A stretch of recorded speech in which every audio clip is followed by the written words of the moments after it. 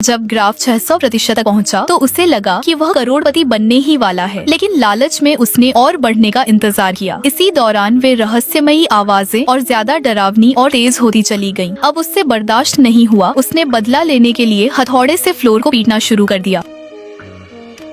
तभी बाहर से आवाज आई। वह गुस्से से निकला तो पाया कि पूरी सोसाइटी के लोग दरवाजे पर खड़े हैं। पूरी सोसाइटी वालों ने उस पर ही आवाज का इल्जाम डाल दिया। उसने बताया कि यह उसकी आवाज नहीं बल्कि नीचे वाले आवाज कर रहे हैं, लेकिन नीचे वालों ने सैम पर इल्जाम डाल दिया और उसकी घर की तलाशी करने को कहा। तलाशी के वक्त ही अचानक आवाज शुरू हो गई। जब गार्ड ने देखा तो पाया कि एक सेटअप लगा है जिससे कि दीवार में आवाज की जा रही है। यह देखकर सबको यकीन हो गया कि आवाज सैम करता है, लेकिन उसे इसके बारे में कुछ नहीं पता। उसे यकीन हुआ कि यह सभी चाल नीचे वालों की है। वह नीचे वालों पर गुस्सा करने लगा, जिसकी वजह से दोनों में हाथापाई हो गई और तभी पुलिस आ गई। पुलिस सैम को गिरफ्तार करके ले जाती है। स्टेशन में सैम देखता है कि घड़ी में 8:30 बजने वाले हैं और आज ही के दिन उसे अपने सारे शेयर बेचने थे, नहीं तो सारे शेयर की वैल्यू 0 हो जाएगी। सैम पुलिस वालों से अपना फोन मांगता है, लेकिन फोन टूटा हुआ था और उसे बाहर जाने की इजाजत नहीं थी। लेकिन कुछ ही मिनट में अगर उसने शेयर नहीं बेचा तो सारे शेयर 0 हो जाएंगे और वह 80 मिलियन के कर्जे में चला जाएगा। तभी उसकी नजर पुलिस चीफ के केबिन में रखे कंप्यूटर पर गई। वह अचानक पूरे जोश में उठा और बिना किसी देरी के केबिन की तरफ भागा। दरवाजा बंद करते ही उसने कांपते हाथों से कंप्यूटर ऑन किया और बड़ी मुश्किल से अपनी आईडी लॉगिन की। स्क्रीन पर नजर गई तो ग्राफ लगातार ऊपर चढ़ रहा था। उसके सीने में लालच का तूफान उमड़ पड़ा। इतना सब होने के बाद भी वह पीछे हटने को तैयार नहीं था। तभी तेज धमाके के साथ दरवाजा टूट गया। पुलिस अंदर घुसी और बिना वक्त गंवाए उस पर टेजर गन चला दी। करंट की तेज लहरें उसके पूरे जिस्म में दौड़ गई, लेकिन वह जिद पर अड़ा रहा। कांपते हाथ से बार बार माउस के बटन तक पहुंचने की कोशिश करता। तभी एक पुलिस वाला झपट कर कंप्यूटर का तार खींच देता है। स्क्रीन काली हो गई। वह जमीन पर गिर पड़ा और बेहोश हो गया। जब उसे होश आया तो वह पुलिस स्टेशन में था। सोसाइटी की सेक्रेटरी किसी तरह उसकी जमानत करवाकर उसे घर ले गई। घर पहुंचते ही उसने सबसे पहले अपना लैपटॉप खोला